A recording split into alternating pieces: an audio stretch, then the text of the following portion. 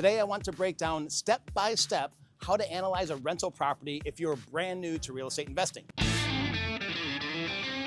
Whether you're buying your first investment or just curious about how the pros crunch the numbers, I'll make this simple, practical, and actionable. So start with the big picture. Why do you analyze?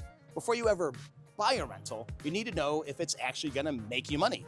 A lot of rookies skip this step and just hope for the best, and that's how you end up with a money pit instead of a cash cow. So let's dive into the basics of property analysis. First of all, figure out what the property is actually worth. Use a comparative market analysis, referred to as a CMA, and look at what similar properties in the area have sold for recently. Check online resources like Zillow, Realtor.com, or even reach out to a local real estate agent to help you run comps. For a quick estimate, you can use the 1% rule. If a property is listed at $500,000, you want to see it at least $5,000 a month in rent. But this is just a starting point, not a guarantee. Next, you need to know what you can realistically charge for rent.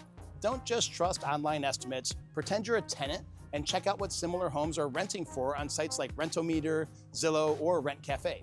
Call around, talk to landlords, and look at properties with similar size, condition, and amenities. Be conservative. Overestimating rent is a rookie mistake. If the numbers still look good with a lower rent, you're in a safer spot. Now, calculating all your expenses. This is where most new investors get tripped up. You have to account for every cost, not just the mortgage. Here's what to include: mortgage payment, principal and interest, property taxes, insurance, repairs and maintenance, property management fees if you're not managing it yourself, HOA dues if they're applicable, and a vacancy allowance. Plan for a month or two per year with no tenant. And of course, there's utilities if you're covering any for the tenant.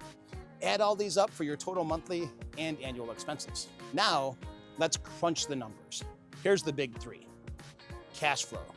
Cash flow equals your total rental income minus your total expenses. If you're making $7,000 a month in rent and your expenses are $6,000 a month, your cash flow is $1,000 a month or $12,000 a year.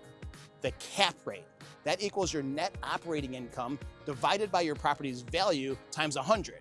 The NOI is your income minus all expenses except your mortgage. A good cap rate varies by market, but 6 to 8% is a common target. In Silicon Valley in particular, it's closer to 4 to 5%. Let's talk about cash on cash return. This is your annual cash flow divided by your total cash invested, again, times 100. If you put $150,000 down and your annual cash flow is $12,000, your cash on cash return is 8%. Now stress test your numbers. Don't just look at the best case scenario. What if you have a vacancy for 2 months? What if repairs are higher than expected? What if rents drop?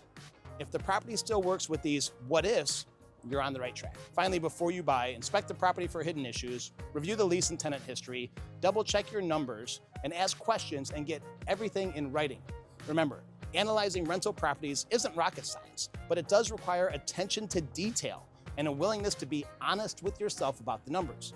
If you follow these steps, you'll avoid the rookie mistakes and set yourself up for long-term success. If you want more tips or a copy of my rental property analysis checklist, drop a comment below or reach out directly. I'm always here to educate and navigate. I'm Keith Walker. I'll see you in the next video.